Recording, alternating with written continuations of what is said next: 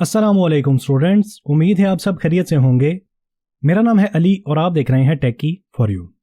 Students, आज के इस लेक्चर के अंदर हम एक इशू के बारे में बात करने वाले हैं जो कि काफ़ी ज़्यादा डेवलपर्स को इन दिनों में देखने को मिला होगा। पहले इसकी मेल आई थी, इन्होंने फिर एकदम से गायब कर दी और फिर कल रात में मुझे दोबारा मेल आई है कि भाई हमने कोई गलती से जो है ये डेडलाइन गलत बता दी थी, जिसकी वजह से हम डेडलाइन चेंज कर रहे हैं। तो भाई मैंने तो ये इशू फिक्स कर लिया है और जिसने नहीं किया, जिसको नहीं पता, भाई मैं उसको बता देता हूँ कि ये इशू आया हुआ है app must support 16 KB memory size page size. ठीक है, तो ये चीज़ आपने लाजमी फिक्स करनी है और मैं आपको बता देता हूँ बिल्कुल आसान सा काम है, 2-3 स्टेप करने हैं और ये इशू फिक्स हो जाएगा। अब अक्सर बंदे मैंने ऐसे देखे हैं जो बिल्कुल डेडलाइन एंड लगी हुई होती है तब आते हैं, यार ये देखो हमारी एप्लीकेशन जो है ना वो सस्पेंड होने वाली है या सस्पेंड हो चुकी है, अब इसको रिकवर करवा के दो, ऐसे करके दो, वैसे करके दो।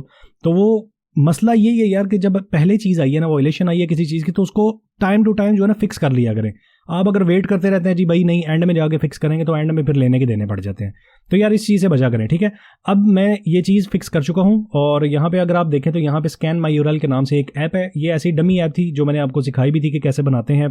यूट्यूब पे इसका जो पूरा कंप्लीट लेक्चर है वो पड़ा हुआ है, आप देख सकते हैं। वैसे अगर हम यहाँ से जाएँ तो यहाँ पे मिल जाएगी, आप सर्च करेंगे ऑटोमेटिकली आपको नाम मिल जाएगा, आप डाउनलोड कर ले, सिंपल सी ऐप है बिल्कुल।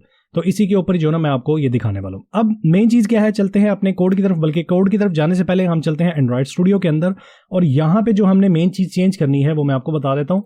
SDK मैनेजर के अंदर आना है, SDK टूल के अंदर आना है। यहाँ पे ये NDK वर्जन जो है लिखा हुआ है, इसके ऊपर अगर आप क्या करते हैं शो पैकेजेस करते हैं, तो मैं इसको यहाँ से क्लोज करता हूँ। NDK आपने क्या करना है, यहाँ पे लेटेस्ट वाला इंस्टॉल करना है। ठीक है, मेरे पास पहले ये इंस्टॉल था, फिर ये, और अब जो है मैंने इसको लेटेस्ट पे शिफ्ट किया है और लेटेस्ट वाला मैंने इसको इंस्टॉल कर लिया। अच्छा, NDK वर्जन ये सेम टू सेम आपने क्या करना है, कॉपी कर लेना है। जब इंस्टॉल हो जाएगा, यहाँ से मैं इसको बंद कर देता हूँ और यहाँ पे आ जाता हूँ कोड के ऊपर।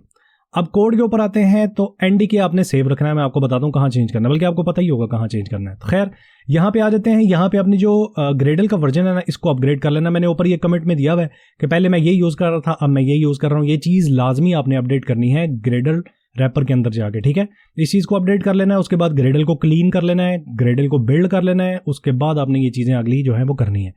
अब ग्रेडल का वर्जन हमने यहाँ से चेंज कर लिया। उसके बाद आपने क्या करना है, यहाँ पे भी आना है, ये डिपेंडेंसी के अंदर क्लास पाथ के अंदर जो ग्रेडल का वर्जन है इसको आपने यहाँ पे बताना है कि मैं ये वाला वर्जन यूज करने वाला हूँ। ठीक है, इसके बाद आपने क्या करना है, यहाँ पे आना है और यहाँ पे देखिए मेरा पुराना NDK ये इंस्टॉल था, यहाँ पे मैं ये यूज कर रहा था और उसके बाद मैंने क्या किया, इसको अपडेट किया NDK को। तो अब यहाँ पे आपको लेटेस्ट वाला NDK लगाना है। उसके बाद आपने क्या करना है, settings.gradle के अंदर आना है और यहाँ पे भी आपने उसको बताना है कि भाई हम कौन सा वर्जन यहाँ पे यूज करने वाले हैं। ठीक है, यहाँ पे आपने जो वर्जन ग्रेडल का यूज किया था वो आपने इंस्टॉल कर देना है और ये कोटलिन का है। आप कोटलिन का इससे ऊपर वाला भी यूज कर सकते हैं, नहीं तो ये चीज भी आपकी चल जाएगी। ये ऊपर मैंने आपको बताया कि पहले मैं ये यूज कर रहा था और अब मैं ये यूज कर रहा हूँ। और उसके बाद जो फाइनल स्टेप है, ये स्टेप सारे करने के बाद आपने क्या करना है, अपनी YML की फाइल में आ जाना है। यहाँ पे आके जितनी डिपेंडेंसीज आपकी लगी हुई हैं, ठीक है, वैसे तो ये जरूरी जो है जो फायरबेस से रिलेटेड, गूगल साइन इन से रिलेटेड, इस तरह की जो लोकल नोटिफिकेशन, ये सारी जो है इसके अंदर आती हैं। तो यहाँ पे आपने क्या करना है, उनको लाजमी अपडेट करना है, उसका लेटेस्ट वर्जन यूज करना है। बाकी भी मैं यही कहता हूँ कि भाई जितनी डिपेंडेंसी लगाई हुई है सारों को अपग्रेड कर लो।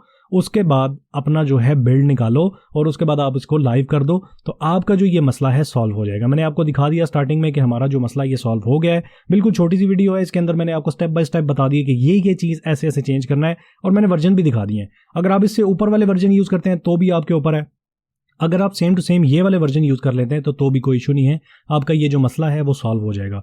तो यहाँ पे करते हैं लेक्चर को एंड और इंशाल्लाह मिलते हैं अगले लेक्चर के अंदर।